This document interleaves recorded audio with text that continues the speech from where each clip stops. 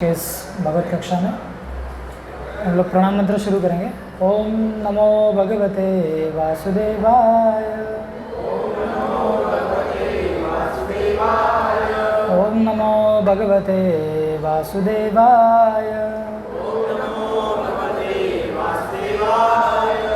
ओम नमो भगवते वासुदेवाय।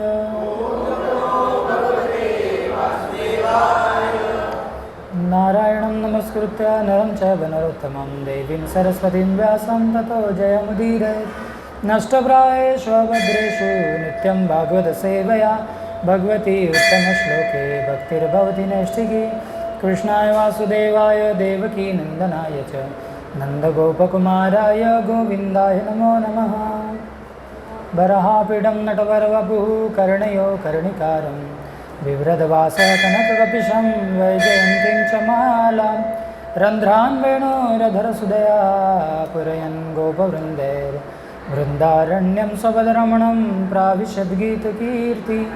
अहं हरेतोपादैकमूलदासानुदासो भविता स्म भूय मनः स्मरेता सुपतेर्गुणांस्ते गुणितवाक्कर्म करोतु गाय। भूतेर्महद्वीर्यहिमा पुरो विभुर् निर्मायशेते यदमुषु पुरुषः। भुङ्क्ते गुणान् षोडश षोडशात्मकः सोऽलं कृशिष्टा भगवान् वचांसि।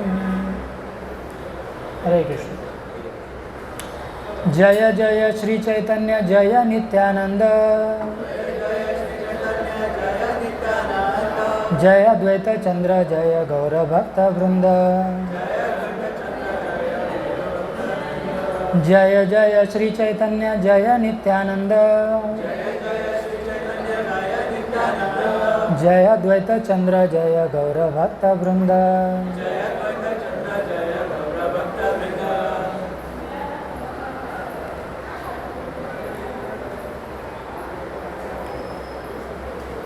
आनन्दलीलामय विग्रहाय हेमाङ्गदिव्यछविसुन्दराय तस्मै महाप्रेमरसप्रदाय चैतन्यचन्द्राय नमो नमस्ते।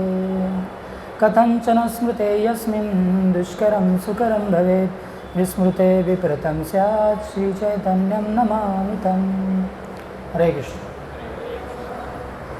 ओम ज्ञानतिमिरान्धस्य ज्ञानाञ्जनशलाकया चक्षुरुन्मीलितं येन तस्मै श्रीगुरुवे नमः।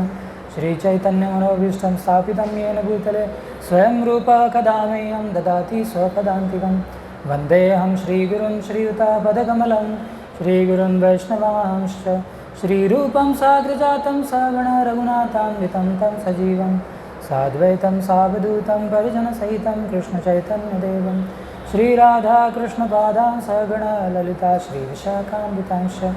नमो विष्णुपादाय कृष्णप्रेष्ठाय भूतले श्रीमते भक्तिवेदान्त स्वामिनिति नामिने। नमस्ते सारस्वते देवे गौरवाणी प्रचारिणे निर्विशेष शून्यवादी पाश्चात्यदेशतारिणे।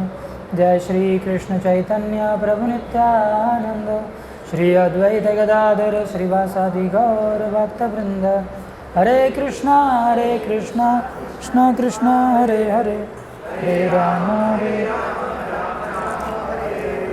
हरे कृष्णा कृष्ण कृष्ण हरे हरे हरे राम राम राम हरे हरे। हरे कृष्ण। तो आप सभी का स्वागत है आज के इस विशेष सत्र में, जहाँ पे हम लोग श्रीमान चैतन्य महाप्रभु के विषय में जानेंगे, भगवान चैतन्य महाप्रभु के विषय में जानेंगे। ठीक है।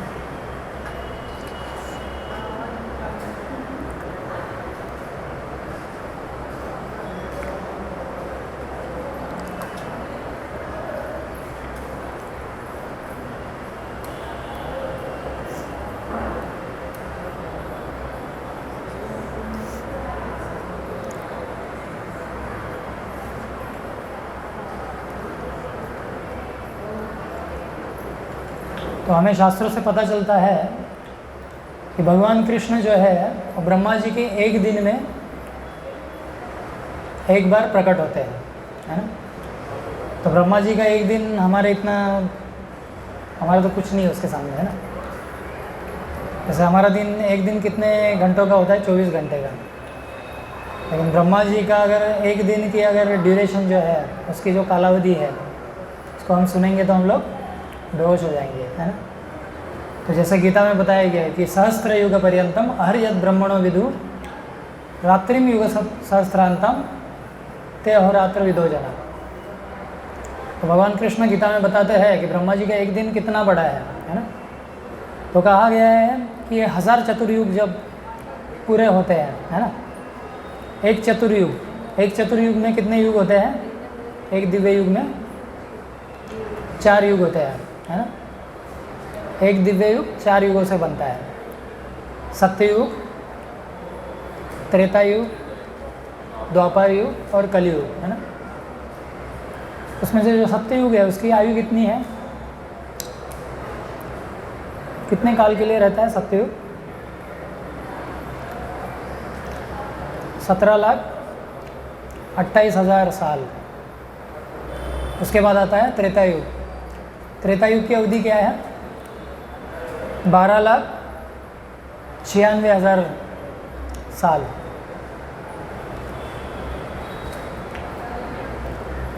उसके बाद आता है द्वापर युग। द्वापर युग की आयु क्या है?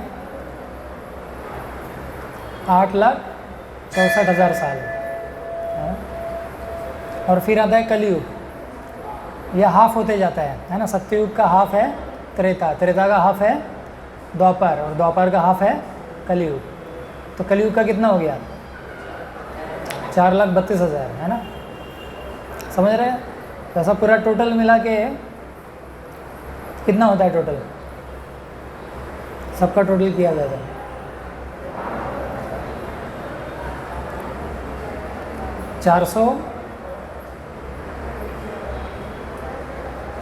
432 करोड़ साल होते हैं ना। 432 करोड़ साल होते हैं, बराबर है, एक युग में, है ना। तो ये ब्रह्मा जी का एक दिन होता है।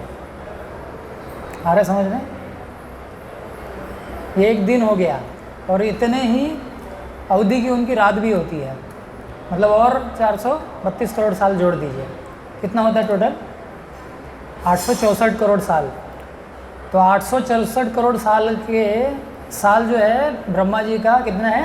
24 घंटे है। आ रहे समझ में? ब्रह्मा जी का जो 24 घंटा है वो कितने का है? 864 करोड़ साल। हमारे 864 करोड़ साल हो जाएगा उसमें, है ना। तो ब्रह्मा जी का पूरा 24 घंटा है ना।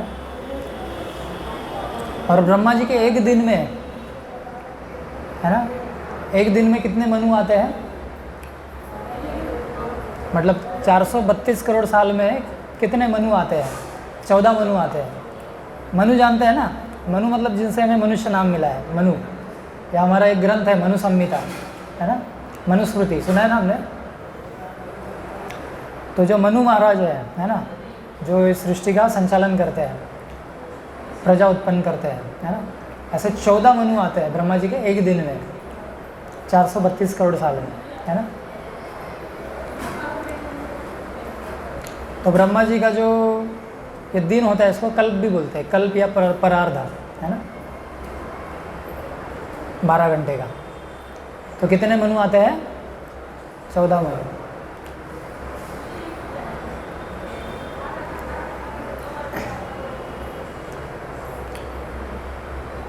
और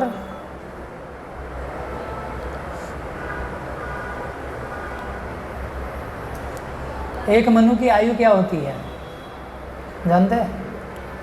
मनु मतलब ब्रह्मा जी के पुत्र है सब।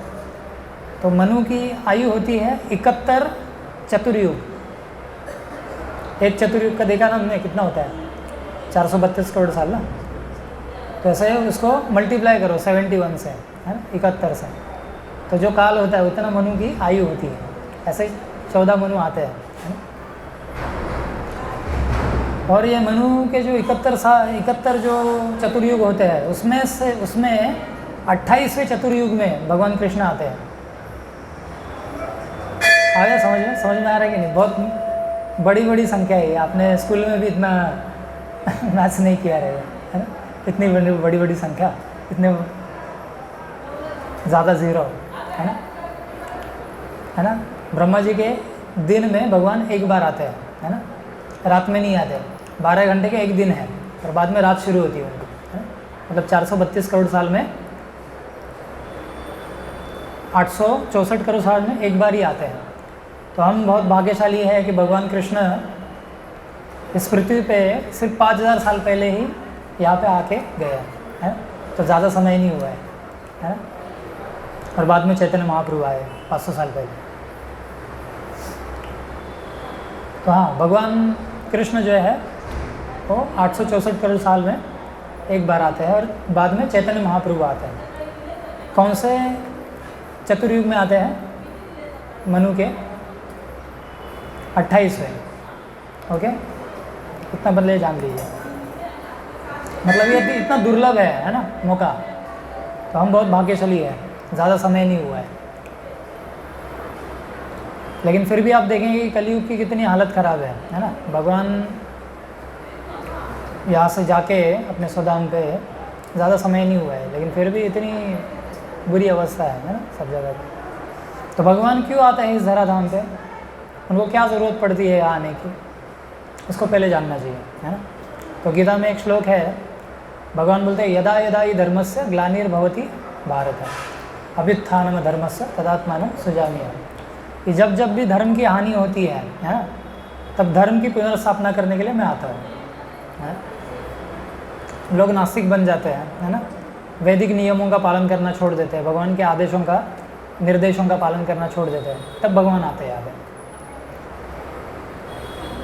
और फिर भगवान क्या बोलते हैं? परित्राणाय साधुनां विनाशाय च दुष्कृतां, है ना? धर्म संस्थापनार्थाय संभवामि युगे युगे। इस असुरों का नाश करने के लिए और भक्तों की रक्षा, साधुओं की रक्षा करने के लिए मैं आता हूँ। ये दो हेतु है ना? तो भगवान के अलग अलग अवतार है, वराह अवतार, नरसिंह अवतार, है ना? फिर क्या है? कच्छप अवतार या कुर्म अवतार, है ना? मत्स्य अवतार, बहुत सारे हैं, है ना? भागवत में तो 24 अवतारों के बारे में बताया गया है, लेकिन ऐसा तो अनगिनत है ना? और हर अवतार का एक विशेष कार्य होता है ना? जैसे जब भगवान वराह अवतार रूप में आए, है ना, तो हिरण्यकश्यप का वध किया। फिर नरसिंह भगवान के रूप में आए तो हिरण्यकशिपु का वध किया, है ना? कुर्म अवतार का रूप धारण किया था भगवान ने समुद्र मंथन लीला के लिए। अजित भगवान भी थे उसमें। फिर मोहिनी अवतार, वो भी समुद्र मंथन लीला के समय भगवान ने एक स्त्री का रूप लिया था, है ना? सुंदर स्त्री का, असुरों को मोहित करने के लिए। फिर वराह अवतार, है ना? जब हिरण्यक्ष ने क्या किया था? पृथ्वी को समुद्र के अंदर रख दिया था, है ना?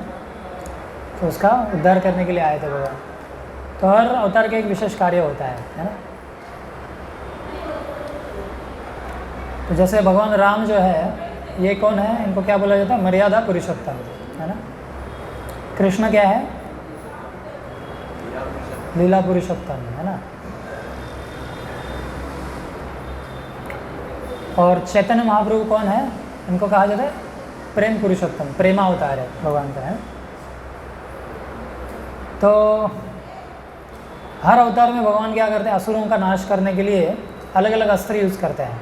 जैसे जब कृष्ण आए, तो जब बचपन मतलब छोटे थे वो, तब उनके हाथ पैर ही उनके अस्त्र थे, है ना? बहुत सारे असुरों का गला घोट के किसी को मार दिया, किसी को लात मार के मार दिया, सत्तासुर को, है ना? तृणावर का गला दबाया था। जो केशी करके एक असुर आया था घोड़े के स्वरूप में, तो भगवान ने उसमें उसके मुंह में ऐसा हाथ डाला था, है ना? और हाथ भगवान का ऐसा गर्म था, एकदम तपता लोहा जैसा, है? तो उससे ही उसके प्राण छूट गए। फिर एक धेनु का सुर था, उसको भगवान ने ऐसे घुमा घुमा के ऐसे फेंक दिया, ऐसे ही मार दिया। तो अस्त्र यूज़ नहीं किए भगवान ने। बाद में भगवान जब द्वारका गए, तब फिर सुदर्शन चक्र यूज़ करने लगे, है ना? संहार के लिए असुरों को। फिर भगवान राम जब आए तब उनके पास ये तो महान धनुर्धारी थे, है ना। इनके पास क्या था? बाण था और धनुष था, है ना। इससे असुरों का संहार किया उन्होंने। तो हम देखते हैं जैसे भगवान वराह जब आए थे, पता है आपको हिरण्यकश्यप को कैसे मारा था भगवान वराह ने? नहीं पता? हिरण्यकश्यप मतलब बहुत शक्तिशाली असुर था ये। दोनों में लड़ाई होगी, बहुत देर तक ये लड़ाई चली। भगवान ने सोचा अब खेलना बंद, है ना, बहुत खेल लिया इसके साथ। तो भगवान ने एक चाटा लगाया उनको, है ना। एक चाटे में वो ढेर हो गया वो असुर, हिरण्यकश्यप, इतना बड़ा असुर, हिरण्यकशिपु का भाई, है। भागवत में वर्णन है, एक चाटा लगाया भगवान ने। चाटा लगाने से नॉकआउट हो गया। तो भगवान ऐसे अलग अलग असुरों का अलग अलग अस्त्रों से, है ना, वध करते हैं, या अपने खुद के शरीर के हिस्सों से उनका वध करते हैं। लेकिन जब चैतन्य महाप्रभु आते हैं, है ना, तभी ये प्रेमावतार है, तो ये प्रेम से समझाते हैं, है ना।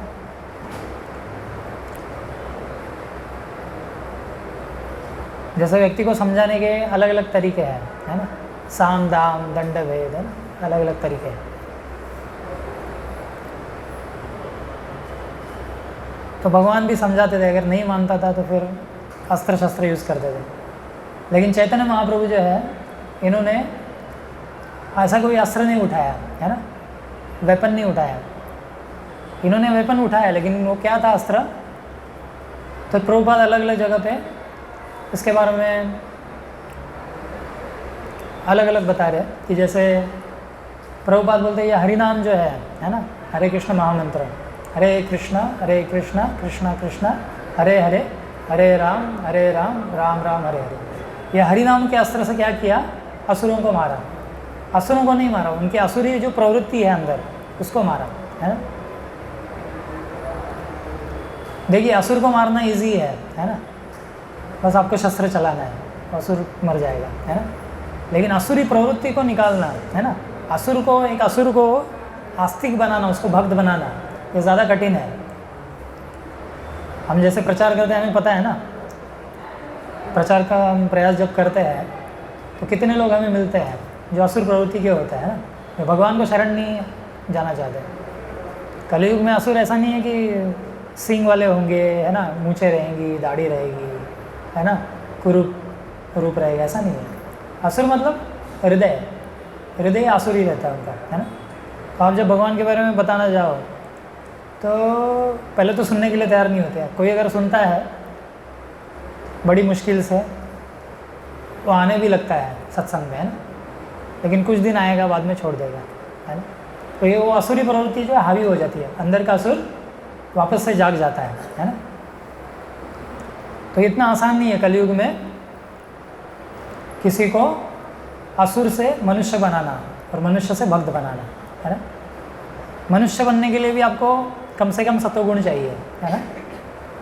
और भक्त बनना वहाँ से ही शुरू होता है, सतोगुण से, है ना। और आखिर में वो विशुद्ध सत्व में जाता है, जो तीनों गुणों से ऊपर है ना, परे है। तो चैतन्य महाप्रभु ने अलग अलग अस्त्रों का यूज़ किया, जैसे हरिनाम का यूज़ किया उन्होंने, है ना। प्रचार भी एक अस्त्र है, भगवान के संदेश का प्रचार करना, ये भी एक अस्त्र है। उसके बाद चैतन्य महाप्रभु अकेले नहीं आए थे यहाँ पे। भगवान जब भी आते हैं अपने पार्षदों के लेके आते हैं, है ना। जैसे जब भगवान कृष्ण यहाँ पे आए थे तो पहले किसको भेजा था? जब कोई बड़ा व्यक्ति जाता है ना, जैसे प्रधानमंत्री है, मुख्यमंत्री है, उसके जो अनुयायी है वो पहले आगे जाते हैं और सब पूरी तैयारियाँ करते हैं, है ना। बड़ा व्यक्ति है ना, उसके आने से पहले सब तैयारी करनी पड़ेगी ना, सब अरेंजमेंट करना पड़ेगा। तो भगवान तो सबसे बड़े हैं, तो भगवान जब आते हैं तो उनसे पहले उनके जो पार्षद है या उनके जो भक्त है ना, तो उनके एसोसिएट्स है, वो पहले जाते हैं। तो भगवान जब कृष्ण आए थे तो उनसे पहले कौन आए थे?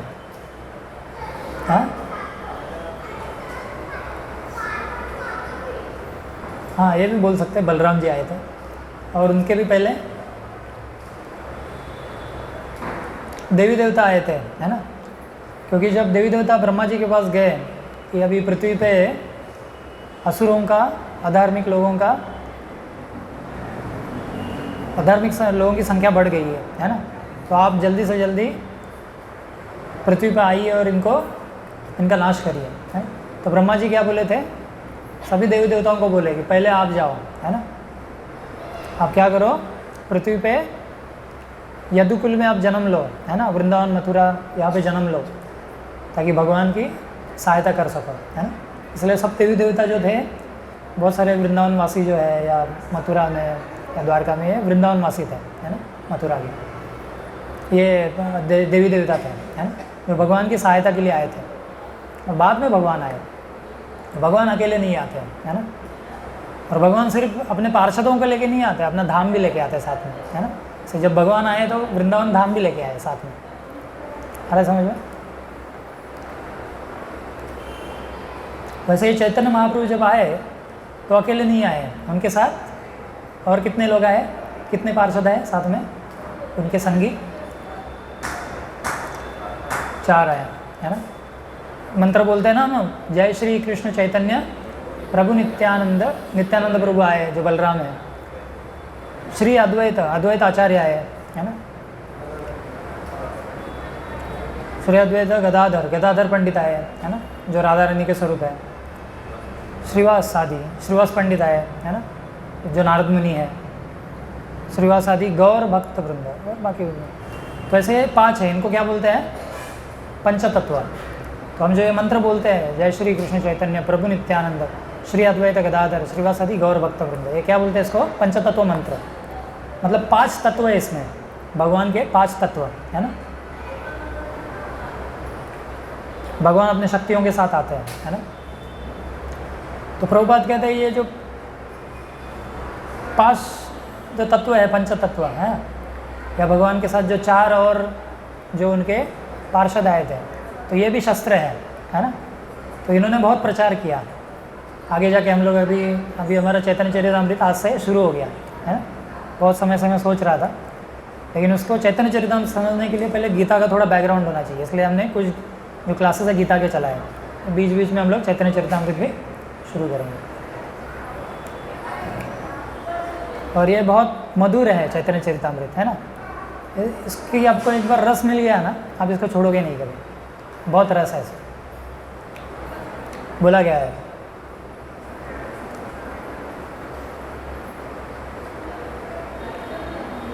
गौरांगेर मधुर लीला जारे करणे प्रवेशीला हृदय निर्मल भेलोता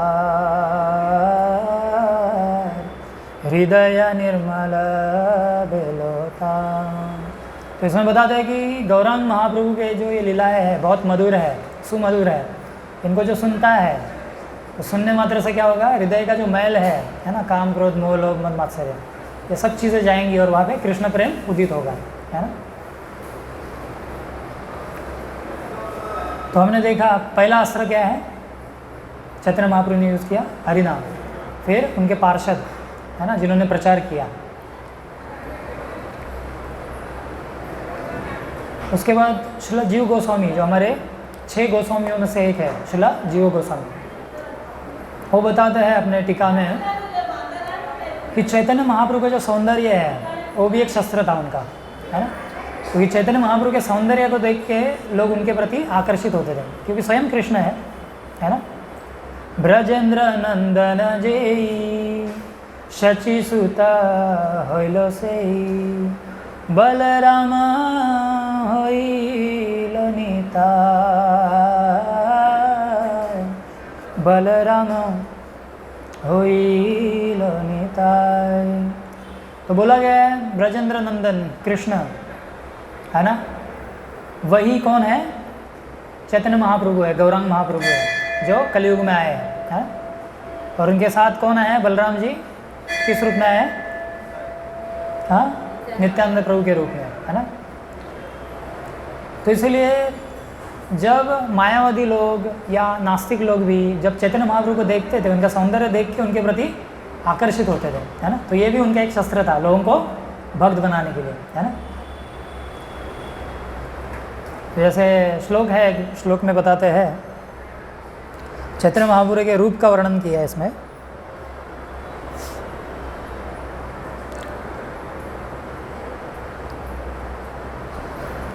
आजानुलम्बितभुजौ कनकावदातौ संकीर्तनैकपितरौ कमलायताक्षौ विश्वम्भरौ द्विजवरौ युगधर्मपालौ वंदे जगत्प्रियकरौ करुणावतारौ।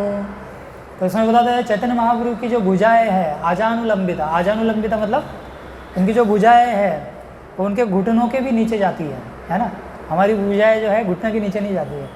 तो ये भगवान को पहचानने का एक लक्षण है ना। शास्त्रों में लिखा गया है कि भगवान की जो भुजा है, जैसे रामचंद्र भगवान की भी देखेंगे, भुजाएं घुटने के नीचे जाती थी, बहुत लंबी भुजाएं होती है ना।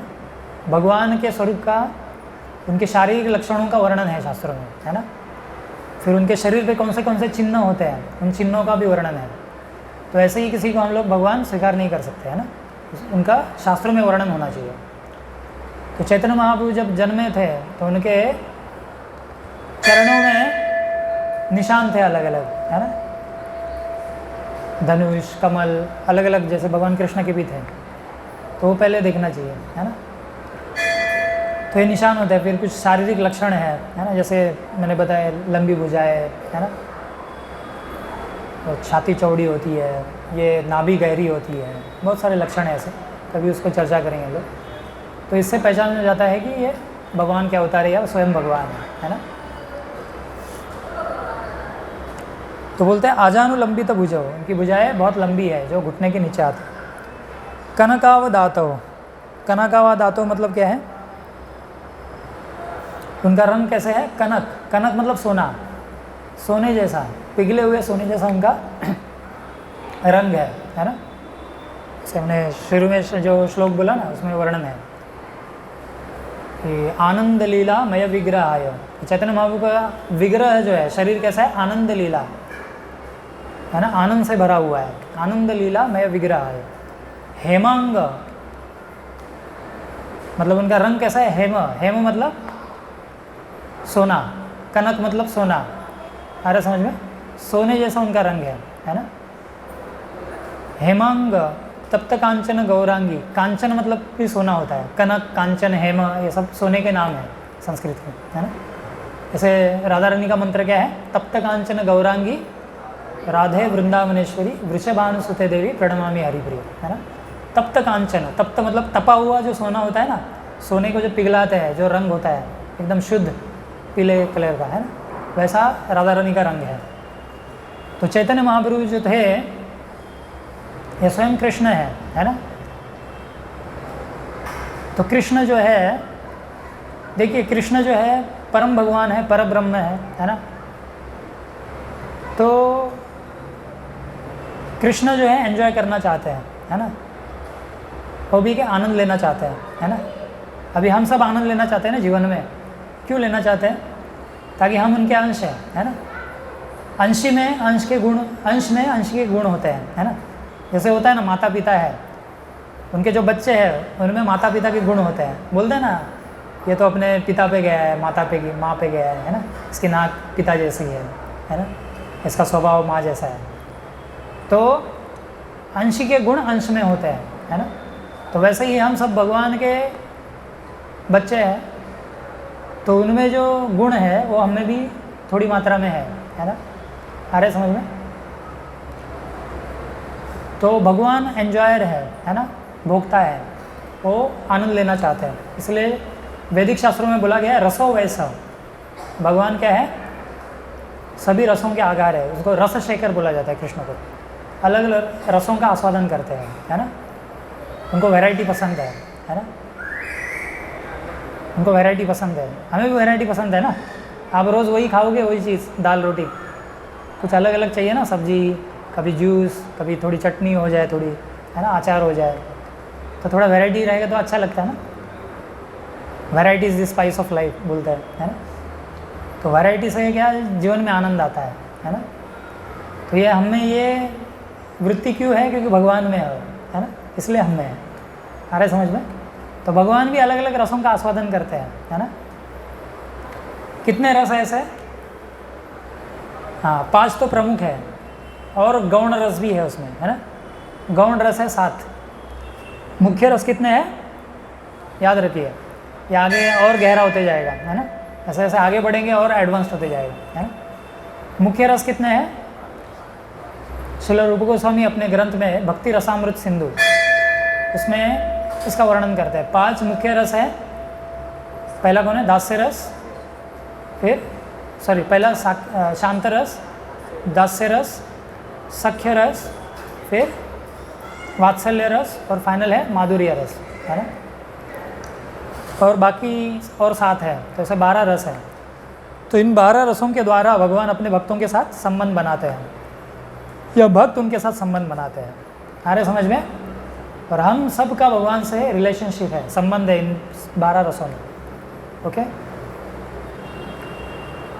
तो अभी इतना हम डीप में नहीं जाएंगे। सख्य रस क्या है वो तो हमने और पहले भी कवर किया उसको। लेकिन इन सब रसों में जो माधुर्य रस है ना, ये माधुर्य रस सबसे ऊंचा है। माधुर्य रस में क्या होता है कि भगवान को हम अपने प्रेमी के रूप में देखते हैं, जैसे गोपियों ने, जो गोपियों का संबंध था भगवान से, है ना। तो जो चैतन्य महाप्रभु है, ये कौन है? कृष्ण है या राधा रानी है? हाँ हाँ, दोनों है। तो पहले तो राधा रानी है। राधा रानी ऐसा नहीं कि कृष्ण से अलग है, जैसा लोग समझते हैं समाज में कि राधा और कृष्ण ये एक गांव है वृंदावन का, वहाँ के लड़का लड़की है और उनका प्रेम, उनमें प्रेम है। ऐसा नहीं है। राधा रानी और कृष्ण में फ़र्क नहीं है ना। बोलते हैं राधा कृष्ण एक आत्मा दुई देह धरी अन्योन्य विलासे रस आस्वादन करी। कि और राधा कृष्ण क्या है? एक ही है, बस अलग अलग शरीर धारण किए है रसों का आस्वादन करने के लिए, है ना। आ रहा समझ में? तो कृष्ण कौन है? विषय है ना। और राधा रानी कौन है? आश्रय है ना। तो रसों का आस्वादन करने के लिए 2 अलग हुए हैं। भगवान से ही उत्पन्न हुई है राधा रानी। राधा रानी प्रेम का स्वरूप है, भगवान कृष्ण प्रेम का स्वरूप है साक्षात, है ना। आनंद का स्वरूप है वो, है। तो भगवान ने प्रकट किया राधा रानी को ताकि दोनों में रस का आस्वादन हो सके, है ना, संबंध बन सके। तो भक्तों और भगवान के बीच ये संबंध होता है 12 रसों में, है ना।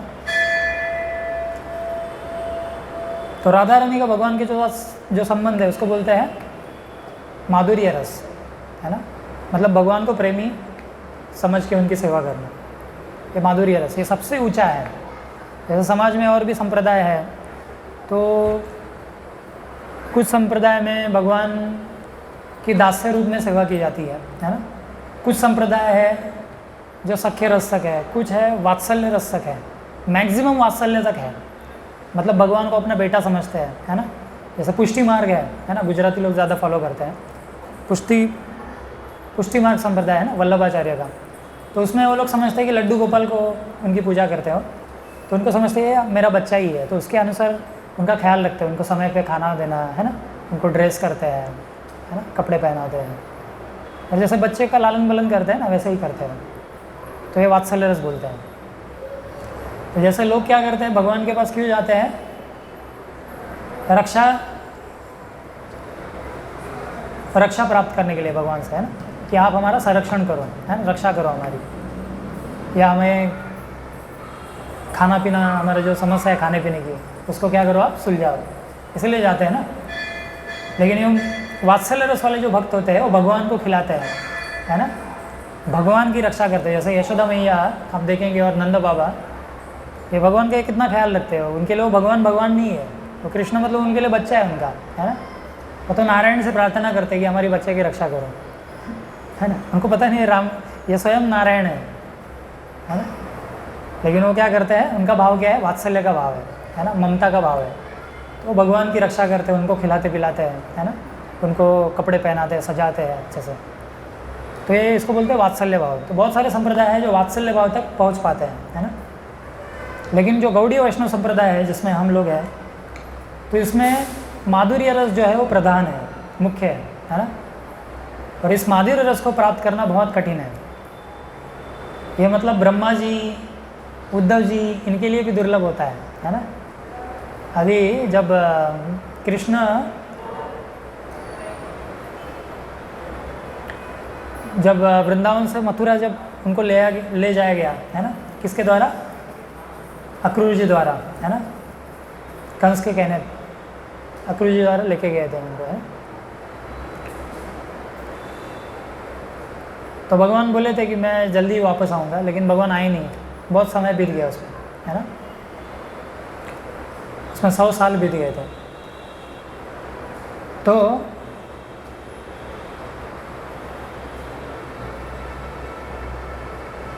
वृंदावन वासियों की जो हालत वो बहुत ख़राब हो गई थी, है ना, कृष्ण से विरह होने के बाद, है ना।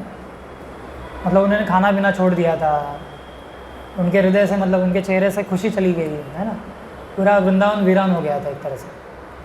तो तभी उनको समझाने के लिए भगवान ने एक व्यक्ति को भेजा था। उनका नाम क्या था? उद्धव जी। उद्धव जी जो है भगवान के मित्र है ना, परम मित्र है। जैसे अर्जुन भी मित्र है, और सिर्फ मित्र नहीं है, उनके सलाहकार भी है ना। भगवान को कुछ ऐसा, भगवान को क्या ज़रूरत है सलाह की, लेकिन भगवान उनको सलाहकार के रूप में स्वीकार करते हैं, उनकी सेवा स्वीकारते हैं, है ना। ऐसे भगवान को गुरु की ज़रूरत भी नहीं है, फिर भी शांति मुनि को गुरु बनाया है। भगवान को सलाहकार की भी ज़रूरत नहीं है, क्योंकि वो तो भगवान बोलते हैं ना कि मुझे पास्ट प्रेजेंट फ्यूचर सब पता है ना।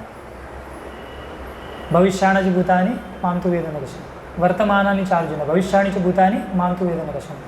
अर्जुन को बोलते हैं कि मुझे वर्तमान भी पता है, भूतकाल भी पता है और भविष्य भी पता है। फिर भगवान को सलाहकार की क्यों ज़रूरत है? सलाहकार की किसको ज़रूरत है? जिसको फ्यूचर नहीं पता है ना, वो सलाह लेगा ना कि मैं क्या करूँ। लेकिन भगवान को क्या ज़रूरत है? उनको तो तीनों काल जानते हो, त्रिकालदर्शी है ना। लेकिन फिर भी भगवान क्या करते हैं? उद्धव जी की सेवा स्वीकार करते हैं। तो भगवान ने फिर वृंदावन में क्यों भेजा था उद्धव जी को, पता है आपको? अभी उद्धव जी जो थे, ये बृहस्पति जो देवताओं के गुरु है ना, देवताओं के पुजारी है, उनसे ज्ञान लिए थे। मतलब कितने बड़े ज्ञानी होंगे, सोचिए। लेकिन भगवान ने क्या बोला कि आप कह रहे हो वृंदावन वासियों को मनाने के लिए जाओ, लेकिन उसका जो उद्देश्य था कुछ और था, मनाना नहीं था, है ना। उद्धव जी के मनाने से वो नहीं मानते थे। और बाद में हमने देखा कि जब गोपियों को उन्होंने समझाया, नंद बाबा यशोदा मैया को समझाया कि आप सब आत्मा हो और परमात्मा आपके हृदय में है, आप ऐसा शोक मत करिए, है ना। कृष्ण आपके हृदय में ही है, तो आप क्यों शोक कर रहे हो कि वो चले गए, है ना। कहाँ पे? मथुरा में। तो शोक करने की ज़रूरत नहीं है। लेकिन वो ज्ञान के प्रति, मतलब वो ज्ञान लेने के लिए तैयार ही नहीं है वो, क्योंकि वो तो प्रेम के स्तर पे है ना। और भगवान ने इसी कारण भेजा था, उद्धव जी को हायर एजुकेशन देना चाहते थे, है ना।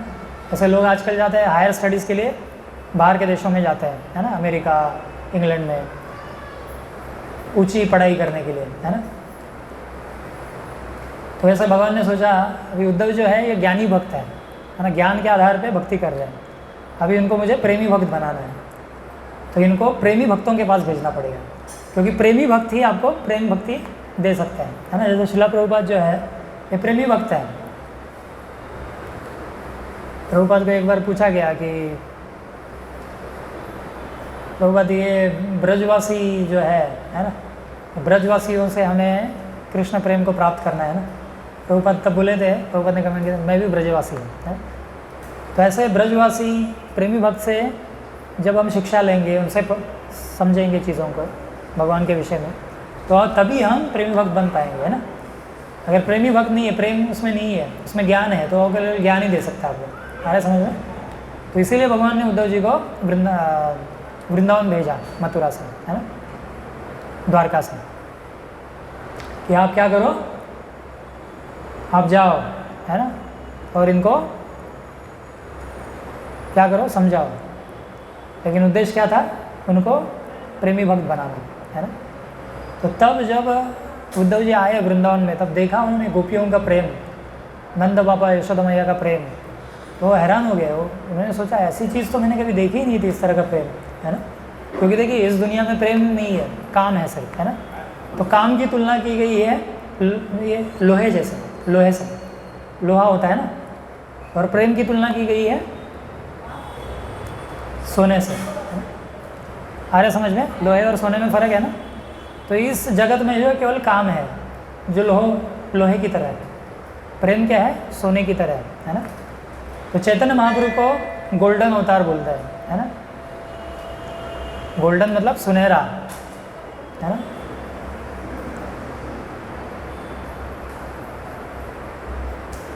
एक्चुअली अवतार नहीं है चैतन्य महाप्रभु, कौन है, अवतारी है।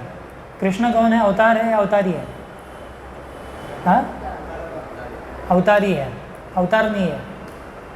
कृष्ण स्वयं भगवान है, इसके भागवतम में बोला गया है ना, क्या बोलते हैं, एते चांशकला पुंसा कृष्णस्तु भगवान स्वयं, कि अलग अलग अवतारों का वर्णन किया गया और बाद में क्या बोला गया फाइनल, कि लोगों का कन्फ्यूजन न हो, लोग संभ्रम में न पड़े कि हो सकता है कि अवतारों में कृष्ण भी आते हैं, तो कोई सोचेगा कि कृष्ण भी अवतार है, नहीं। इसलिए सुखदेव गोस्वामी वहाँ पे क्लियर करता है, इसको स्पष्ट करता है, ये कृष्ण अवतार नहीं है, ये अवतारी है ना। इनसे सब अवतार आते हैं, इसको बोलते हैं अवतारी। तो चैतन्य महाप्रभु अवतार नहीं है, अवतारी है, स्वयं कृष्ण है ना। तो पहले हमने देखा कि अलग अलग रसों का आस्वादन करने के लिए कृष्ण ने खुद के शरीर से राधा रानी को प्रकट किया, है ना। और चैतन्य महाप्रभु के रूप में कृष्ण और राधा रानी वापस क्या हो गए, एक हो गए। आ रहे समझ में। तो एक श्लोक में बताते हैं,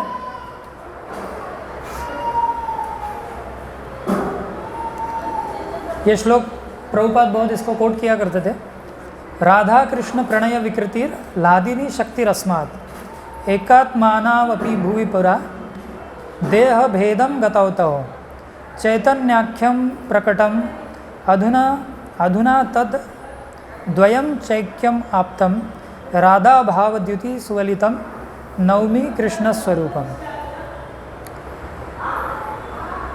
तो इसमें बताया कि राधा और कृष्ण के बीच में जो प्रेम का संबंध है, ये कोई भौतिक नहीं है जैसे इस जगत में होता है ना।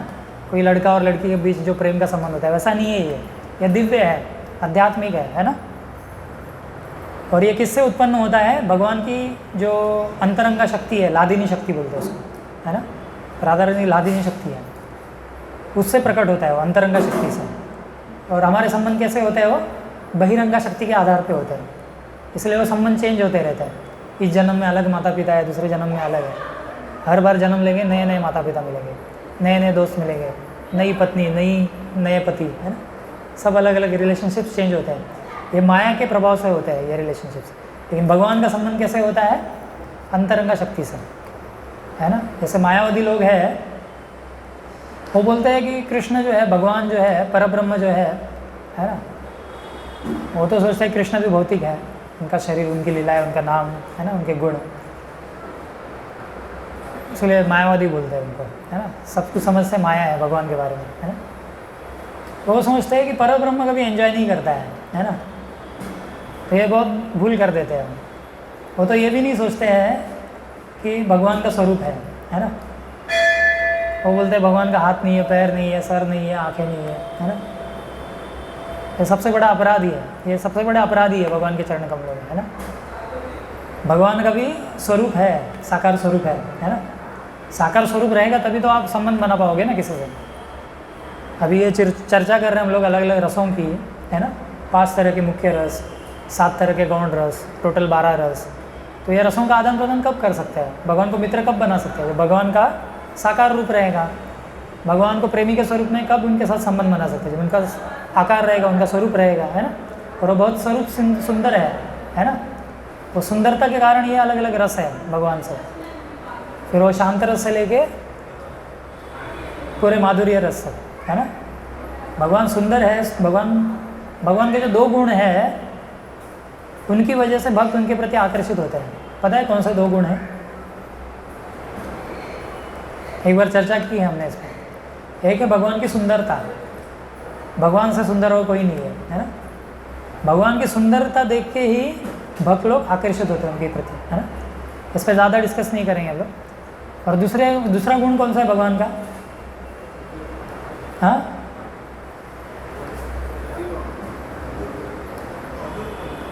हाँ, दूसरा भगवान का गुण है दया। भगवान सबसे दयालु है ना, ये दूसरा गुण है। ये दो गुणों की वजह से जो जीव है उनके प्रति आकर्षित होता है ना। देखिए इस दुनिया में सब लोग सौंदर्य की तलाश में है ना, हमारी नज़रें ढूंढती रहती है कहाँ पे सौंदर्य है ना। सौंदर्य जहाँ पे दिखा हमारी नज़रें वहाँ टिक जाती है, फिर मन भी वहीं पे लगता है ना। तो ये सौंदर्य के लिए हमारी तलाश जो है तब तक जारी रहेगी जब तक कृष्ण से हमारा सामना नहीं होता, जब तक कृष्ण को नहीं देखते, है ना। एक बार कृष्ण को देख लिया तो फिर इन आँखों को देखने लायक और कुछ रहेगा ही नहीं इस दुनिया में, है ना। जैसे भगवान के महान भक्त हुए सूरदास जी, है ना। तो सूरदास जी जो थे अंधे थे, बहुत महान भक्त, अंधे थे, लेकिन फिर भी भगवान का दर्शन करते थे मन की आंखों से, है ना। और बहुत सारी उन पे उन्होंने पद लिखे हैं भगवान के गुणगान में, भगवान के सुंदरता का वर्णन किया है। देखिए आंखें नहीं है लेकिन मन की अंतरंग आंखों से देख रहे भगवान को, और उस पर कविता लिख रहे हैं, पद लिख रहे हैं, है ना। और जब एक बार क्या हुआ, भगवान उनसे बोले कि सूरदास जी मैं आपको दृष्टि देना चाहता हूँ, है ना। तो सूरदास जी बोलते हैं नहीं नहीं ऐसा मत करिए भगवान, अगर मुझे दृष्टि दोगे आप तो क्या होगा, इस दुनिया का सब कुछ देखना पड़ेगा और मैं आपके सिवा कुछ देखना ही नहीं चाहता, क्योंकि आपसे सुंदर कोई चीज़ है ही नहीं, है ना। जैसे हम देखते हैं राधा रानी भी जब भगवान यहाँ पे आना चाहते थे, भगवान कृष्ण असुरों के संहार के लिए और साधुओं की रक्षा करने के लिए वृंदावन में प्रकट होना चाहते थे, तब वो बोले राधा रानी से कि आपको भी चलना होगा, है ना, कि राधा रानी के बिना तो आएंगे नहीं भगवान। तो राधा रानी बोली मैं तो नहीं आ सकती, मैं ये गोलोक वृंदावन छोड़ के यहाँ की यमुना, यहाँ के गोवर्धन, है ना, ये सब छोड़ के गोलोक वृंदावन ये सब छोड़ के भक्तों को छोड़ के नहीं आ सकती। तो तब भगवान बोले थे नहीं ये सब भी जाएगा, है ना, गोलोक अपना पूरा गोलोक जाएगा वहाँ पे, इसमें गोवर्धन यमुना सब जाएगा। तो राधा रानी ने एक शर्त रखी, राधा रानी बोली मैं आऊँगी तो ज़रूर, लेकिन मैं जब यहाँ पे जन्म लूँगी तो सबसे पहले दर्शन मैं आपका करूँगी, और कोई चीज़ मैं नहीं दिखना चाहती, है ना। आ रहे समझे कि भगवान से सुंदर कोई है ही नहीं। तो राधा रानी ने जब जन्मी थी वृषभानु और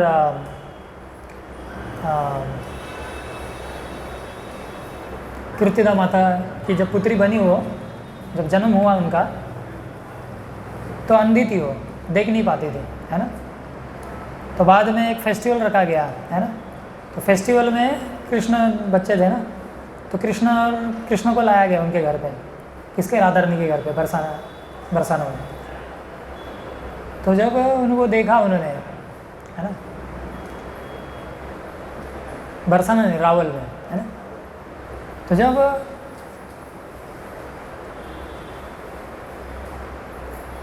राधा रानी को पालने में रखा गया था, तो कृष्ण जब आए वहाँ पे, तब राधा रानी को पता चला, जाहिर सी बात है, और राधा रानी ने अपने पहली बार आंखें खोली, है ना। वो बहुत, वृषभानु देवी उनके पिता वृषभानु महाराज और उनकी माता कीर्तिदा बहुत चिंता में थे, ये बच्ची जन्म से अंधी हो गई, है ना। उनको बहुत चिंता लगी इसका कैसे होगा, है ना, ये कैसे ठीक होगी। तो जब कृष्ण वहाँ पे रेंगते रेंगते आ गए, है ना, और वो पालने के पास आ गए, जैसे ही वो आ गए राधा रानी ने अपनी आंखें खोल दी, है ना। तो पहली बार जैसे बोला था कृष्ण को पहले देखा उन्होंने, है ना। तो ये भक्तों का भाव होता है। हम कहाँ से आ रहे थे यहाँ पे?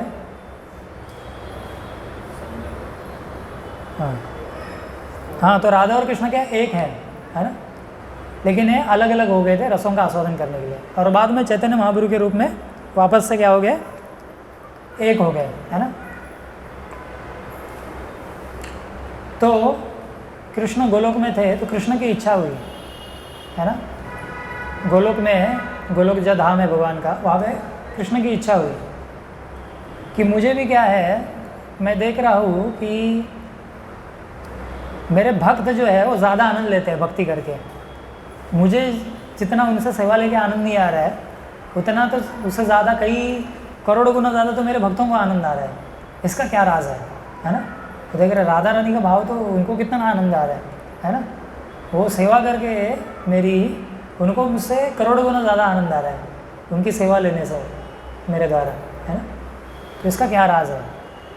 तो ये राज को जानना चाहते थे, है ना, भगवान।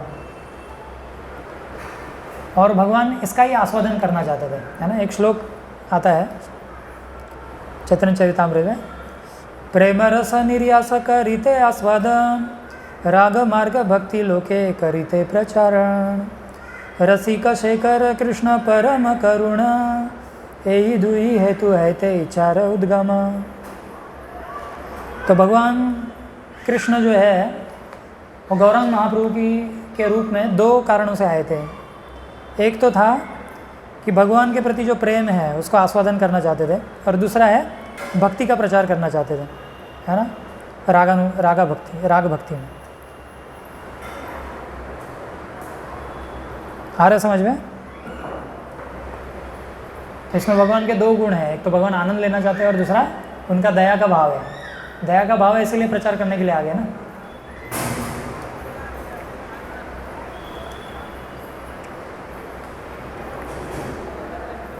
क्या बोल रहे थे?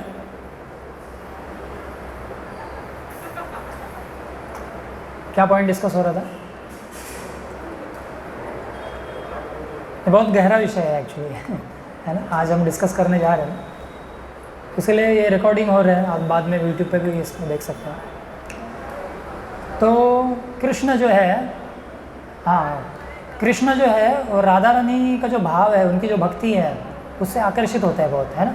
वो देखते हैं कि इनको तो करोड़ गुना ज़्यादा आनंद मिल रहा है, तो अभी कृष्ण तो आनंद नहीं ले सकते हैं, तो कृष्ण क्या है? विषय है। और राधा रानी कौन है? आश्रय है। हम कौन है? आश्रय है। और कृष्ण कौन है? विषय है ना।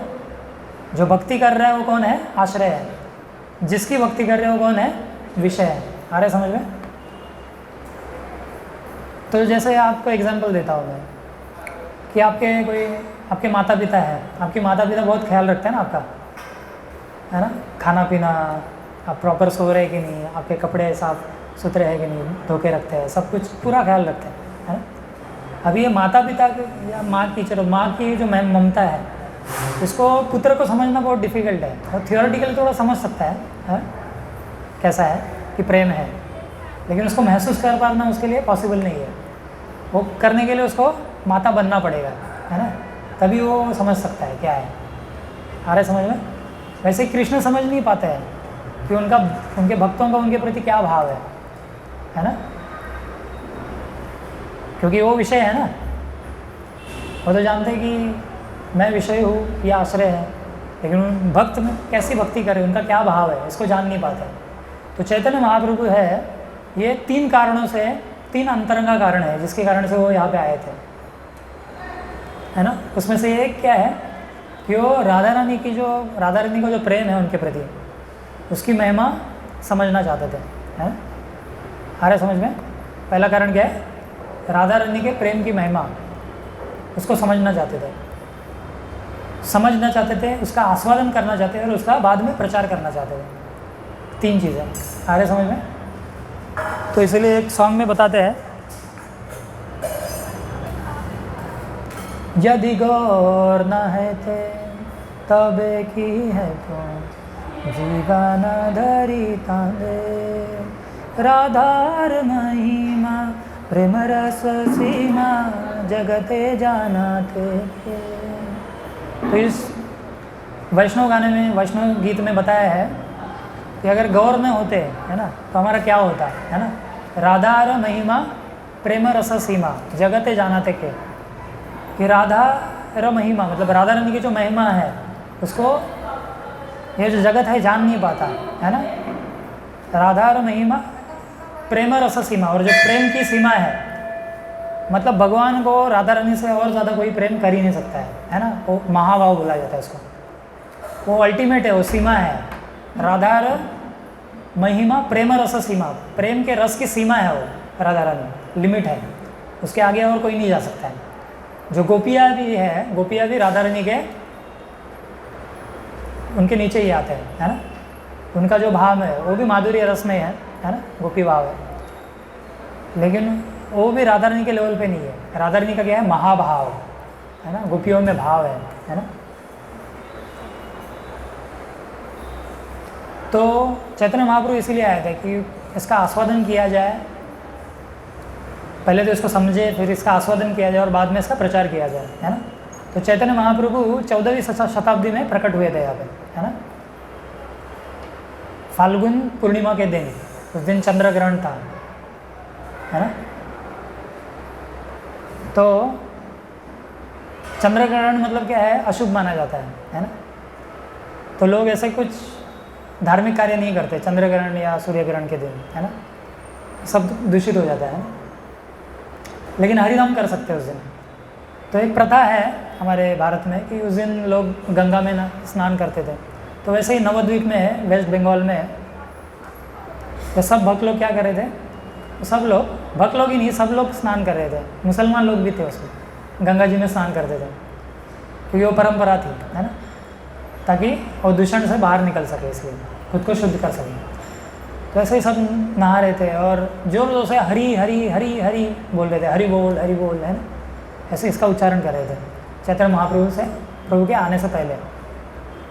तो महाप्रभु जिस कार्य के लिए आने वाले थे, हरिनाम संकीर्तन का आरंभ करने के लिए आने वाले थे, है ना, पूरे जगत में उसको फैलाने के लिए आने वाले थे। तो उसका एक इशारा पहले से, मतलब उसकी शुरुआत पहले से ही होगी, महाप्रभु के आने से पहले, है ना। सब लोग हरी हरी बोल रहे हैं, पापी लोग हैं वो भी हरी हरी बोल रहे हैं, क्योंकि इतना तो था उनमें कि बोल रहे हैं कुछ तो, है ना, भगवान का नाम बोल रहे थे, कुछ तो होगा। तो मुसलमान लोग भी थे उसमें, नास्तिक लोग भी थे, तो ऐसा हरी हरी का उच्चारण हो रहा था। और चैतन्य महाप्रभु फिर सूर्यास्त के बाद फिर प्रकट हुए थे, है ना। इसलिए अभी गौर पूर्णिमा है 25 तारीख को, सोमवार को गौर पूर्णिमा है। ये जन्माष्टमी से भी बड़ा फेस्टिवल माना जाता है इसको, इस्कॉन में, है ना। चैतन्य महाप्रभु का प्राकट्य हुआ था उस दिन, कि गौरांग महाप्रभु कृष्ण से भी ज़्यादा दयालु है, कृष्ण ही है लेकिन उनसे ज़्यादा दयालु है।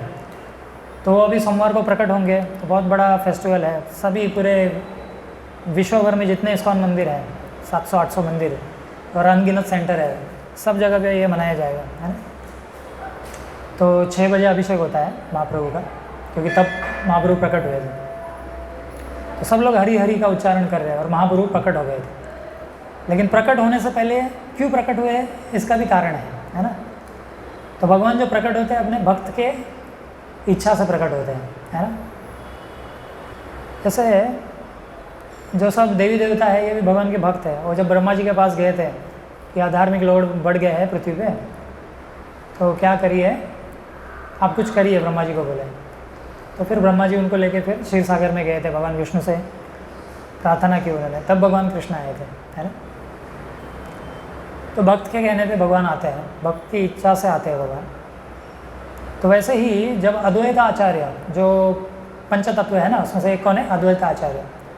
तो अद्वैत आचार्य स्वयं जो है महाविष्णु है, महाविष्णु या सदाशिव भी है ना।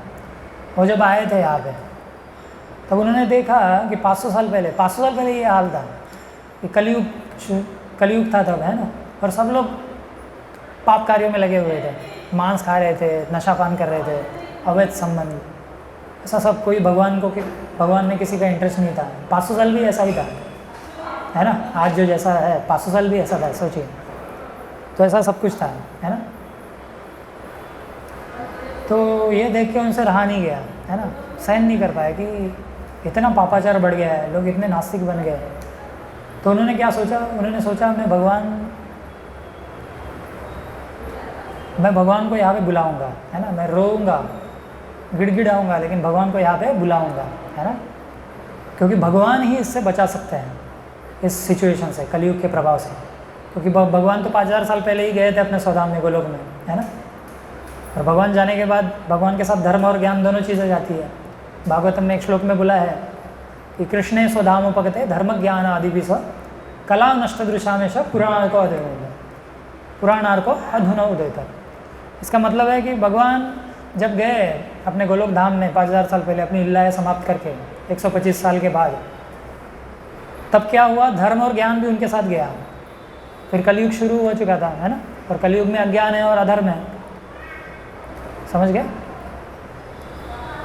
तो अद्वैत आचार्य ने प्रार्थना की कि भगवान अगर आएंगे खुद, है ना, 5000 साल पहले वापस चले गए थे, लेकिन भगवान कृष्ण अगर खुद आते हैं तो वही इस परिस्थिति को बदल सकते हैं, है ना।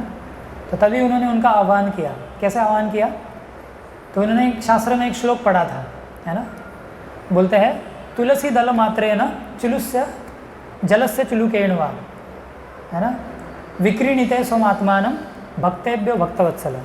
ये शास्त्रों में बोला गया है कि भगवान को अगर आप तुलसी का पत्ता अर्पण करते हो, है ना, कोई अगर तुलसी का पत्ता उनको अर्पण करता है या चुल्लू भर मतलब थोड़ा सा पानी उनको अर्पण करता है ना, तुलसी और पानी, तो बोलते हैं विक्रीणिते सोमात्मानम, भगवान खुद को उस भक्त को बेच देते हैं। आ रहे समझ में? भगवान को बहुत प्रिय होता है व्यक्ति, खुद को बेच देते हैं भगवान, विक्रीणिते सोमात्मानम। क्यों बेच देते हैं? भक्तेभ्यो भक्तवत्सल, क्योंकि भगवान कैसे भक्तवत्सल है ना। हालांकि भगवान परम भगवान है, उनकी बराबरी कोई नहीं कर सकता, लेकिन उस भक्त के वो क्या बन जाते हैं? दास बन जाते हैं, है ना। इतनी महिमा है इसकी, इसलिए भगवान को तुलसी बहुत प्रिय है ना। विष्णु को तुलसी या कृष्ण को तुलसी अर्पण की जाती है ना। तुलसी महारानी भी भगवान की बहुत बड़ी भक्त है। तो अद्वैत आचार्य ने क्या किया? शालिग्राम शिला होती है, शालिग्राम शिला मतलब क्या होता है? विष्णु का रूप है वो, है ना। तो उस पर गंगा जल अर्पण करते थे, तुलसी अर्पण करते थे, है ना, ताकि भगवान कृष्ण प्रसन्न हो जाए। हरे कृष्ण, हरि बोल। तो फिर ये इससे और इतने ज़ोर से उन्होंने हुंकार लगाई कि ये जो उनकी आवाज़ थी अद्वैत आचार्य की, वो कहाँ तक चली गई? गोलोक वृंदावन तक, है ना। और भगवान को सुनाई दी वो, है ना। जब हम यहाँ पे हरे कृष्ण महामंत्र का जप करते हैं तो इस तरह से करना चाहिए कि वो ये ब्रह्मांड के जो 7 लेयर है, 7 जो आवरण है, उसको भेद के भगवान के धाम में सीधे चले जाए, है ना। और भगवान मजबूर हो जाए हमारी तरफ देखने के लिए कि कौन मेरा जप कर रहा है ना। तो अद्वैत आचार्य ने ऐसा जप किया, है ना, ऐसा कीर्तन किया। तो तब भगवान जो है उनकी इच्छा को मान देते हुए, सम्मान देते हुए या उनकी इच्छा को जानते हुए भगवान यहाँ पे आए चैतन्य महाप्रभु के रूप में, है ना। और फिर बचपन से उन्होंने अलग अलग जो भगवत्ता के लक्षण प्रकट किए उन्होंने, है ना। स्वयं भगवान है, कृष्ण है, भगवत्ता के लक्षण प्रकट किए उन्होंने। तो भक्त की इच्छा से भक्त भगवान को भी बुला सकता है ना। हमारे समझ में अपनी भक्ति से तो भगवान किसी के अधीन नहीं है, लेकिन भगवान अधीन है एक व्यक्ति के, किसके? भक्त के प्रति। जैसे शास्त्रों में एक श्लोक आता है ना, जब दुर्वासा मुनि के प्रति अम्बरीश महाराज के प्रति दुर्वासा मुनि ने जो अपराध किया, है ना, तो ये दुर्वासा मुनि महान योगी है, महान ब्राह्मण है, वो हर जगह घूम रहे थे पूरे संसार भर में, है ना। फिर भगवान विष्णु के पास गए, सुदर्शन चक्र उनको पीछा कर रहा था उनका, तो ये वैकुंठ में चले गए। कौन? दुर्वासा मुनि वैकुंठ में चले गए और भगवान से क्षमा मांगी कि मुझे क्षमा कर दो, मैंने आपके भक्त का अपराध किया। भगवान विष्णु बोले, नारायण बोले, आपने मेरे भक्त का अपराध किया है ना, आप वहाँ पे जाओ, है ना, वो उनसे माफ़ी मांगो और वही आपको बख्श सकते हैं, है ना, माफ़ कर सकते हैं। आ रहा समझ में? तो तब भगवान एक श्लोक बोलते हैं कि अहम भक्त पराधीनो ही अस्वतंत्र एव द्विज, है ना, कि मैं अपने भक्तों के प्रति क्या हूँ? मैं अधीन हूँ उनके, है ना। भक्त जैसा बोलेंगे वैसे मैं करता हूँ, मेरा कुछ स्वातंत्र नहीं है ना। तो भगवान का खुद का स्वातंत्र नहीं होता है, भक्त के अधीन होता है। तो जब चाहे अद्वैत आचार्य ने उनको बुलाया तो भगवान प्रकट हो गए, है ना। और फिर भगवान ने अलग अलग शुरू से ही भगवान चैतन्य महाप्रभु जो है वो शुरू के जो 24 साल थे वो नवद्वीप में रहे, घर में रहे, है ना। 24 साल के बाद उन्होंने संन्यास लिया, है ना। और 24 में से जो संन्यास लेने के बाद जो 6 साल थे, 6 साल उन्होंने दक्षिण भारत का, बंगाल का और वृंदावन का भ्रमण किया और प्रचार किया, है ना। लोगों को हरिनाम दिया, केवल लोग उनको देख के हरिनाम लेते थे और भक्त बनते थे, उनको आलिंगन करके, है ना, उनका कीर्तन सुन के। और बाद के जो आखिर के जो 16 साल थे, 48 साल भगवान यहाँ पे थे, तो और आखिरी के जो 16 साल थे भगवान चैतन्य महाप्रभु जगन्नाथपुरी में थे।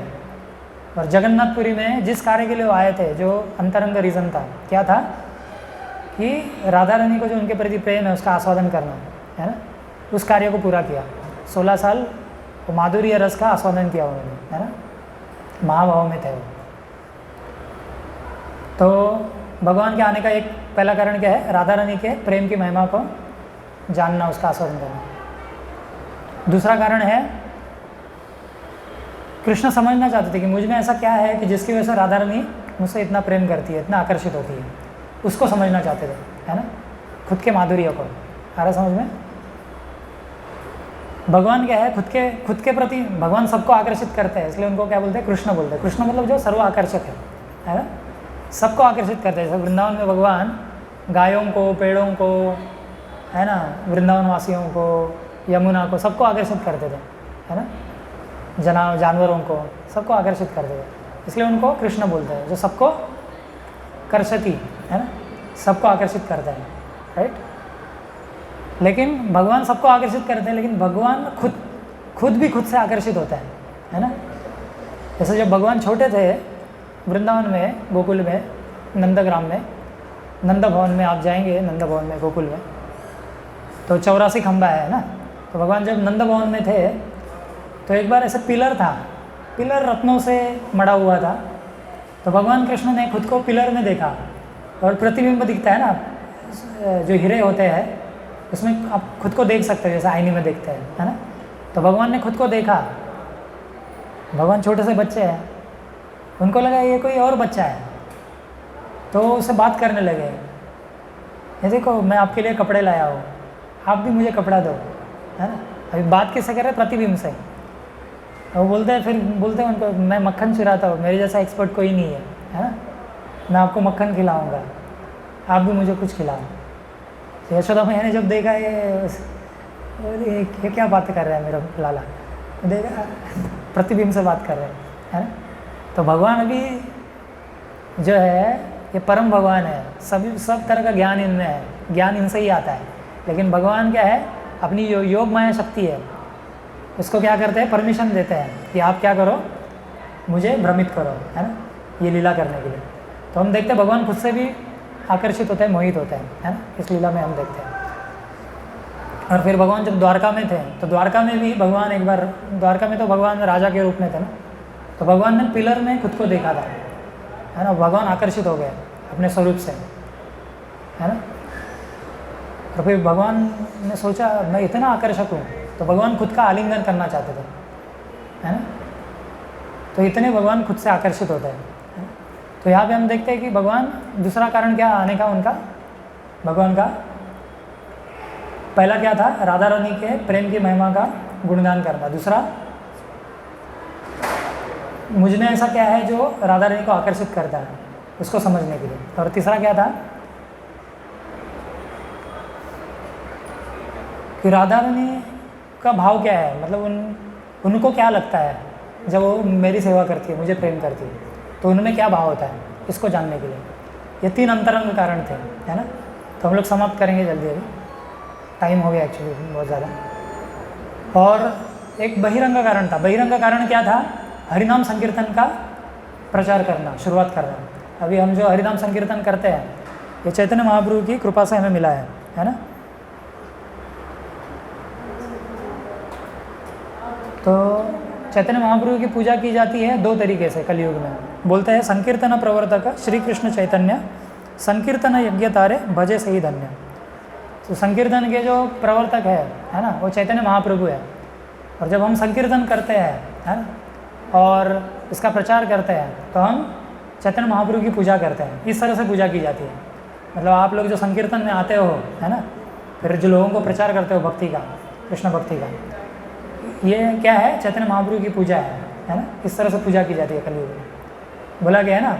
और ये पूजा कौन करेगा इस तरह से? जो बुद्धिमान व्यक्ति है। भागवत में बोला गया है, कृष्ण वर्णम तुषा कृष्णम सांगोपांगास्त्र पार्षदम यज्ञ संकीर्तन प्रायर यजंती सुमेधसा। कि कलयुग में जो बुद्धिमान लोग हैं वो चैतन्य महाप्रभु की कृष्ण का भजन करेंगे इस संकीर्तन यज्ञ के द्वारा, संकीर्तन करके, है ना। तो जो भी संकीर्तन करता है हरे कृष्ण महामंत्र का बाहर जाके, वो सबसे बुद्धिमानी व्यक्ति उसको बोला गया, सुमेधसा, मतलब सबसे बुद्धिमान।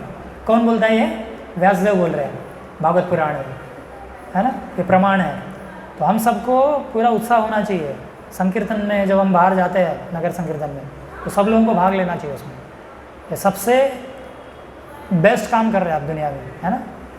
और इससे आपको चैतन्य महाप्रभु की बहुत आसानी से कृपा मिलेगी, है ना। ठीक है, तो आई थिंक हम लोग यहाँ पे विराम देना पड़ रहा है, क्योंकि ये वैसे भी एक लेक्चर में ख़त्म नहीं होने वाला। हमने थोड़ा भगाया आखिर में, है ना। तो यहाँ पे हम लोग समाप्त करेंगे। आप सभी का धन्यवाद। पतित पावन श्री चैतन्य महाप्रभु की, जगत गुरु श्रील प्रभुपाद की। हरे कृष्णा कृष्ण कृष्ण हरे हरे, हरे राम राम राम हरे हरे।